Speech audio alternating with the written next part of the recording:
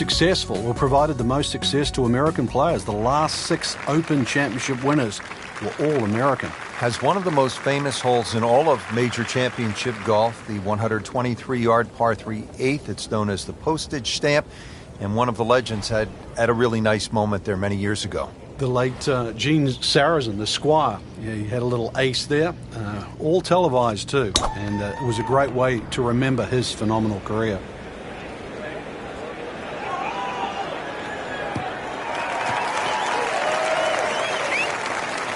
Well, that's got to be 300 yards, isn't it?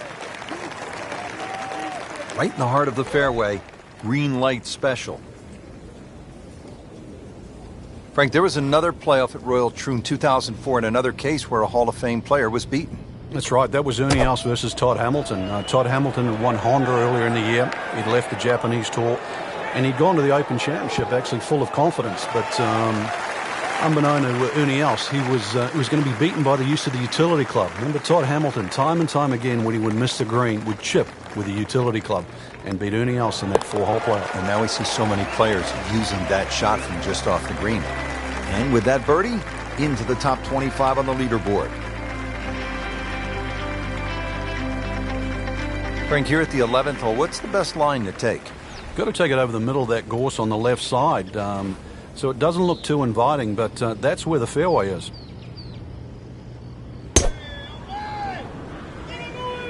Well, this one has a chance to be really good. Good contact, good result. Nothing wrong with that one. How about 300 yards and in the fairway? Frank, you played in conditions all over the world. Here come the winds now. What's the mindset? Well, this is really what separates the men from the boys. This is where you've got to tell yourself, and it's an advantage to you.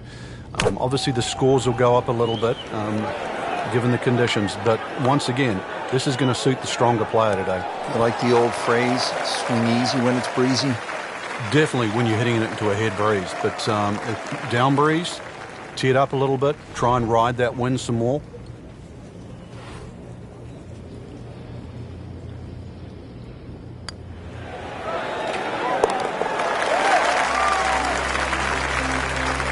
That might go unnoticed, Rich, but that birdie just sneak inside the top 15. Frank, how do you size up the 12th hole here at Royal Troon? Well, first look at 430 yards, you'd think it'd be a rather easy par 4, but that's not really the issue. The issue is gorse right and left.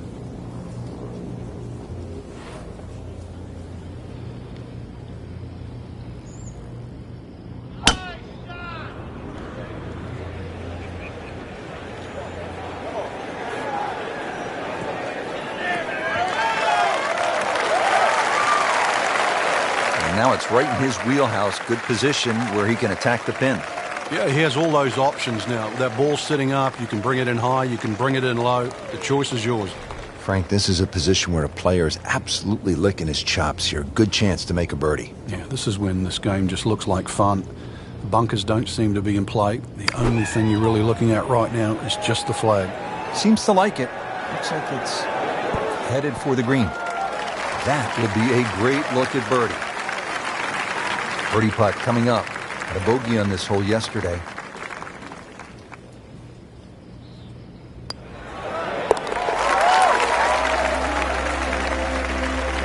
Needs a few more of those. That was a good birdie. Yeah, this time that one gets him in the top 10. Frank beginning to head towards home. This is the 13th of par 4. Another dogleg right. Problem isn't really the tee shot here, even though there's undulations and mounds all over the fairway. Second shot's played uphill to an elevated green.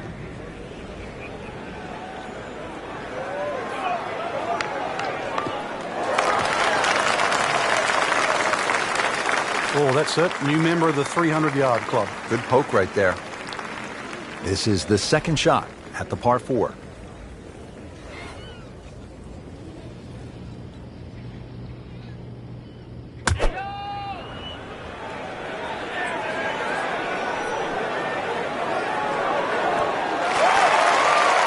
Beautiful shot. That is tight. Unbelievable. That is one to savor for the rest of the round. This for another birdie on this hole on the week.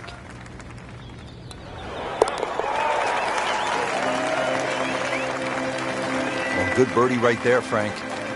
Oh, time to get another cup of coffee. Things are heating up. So that is a top 10 performance through 2 rounds, Frank. It's always nice to know that you have a shot with 2 rounds left in the tournament.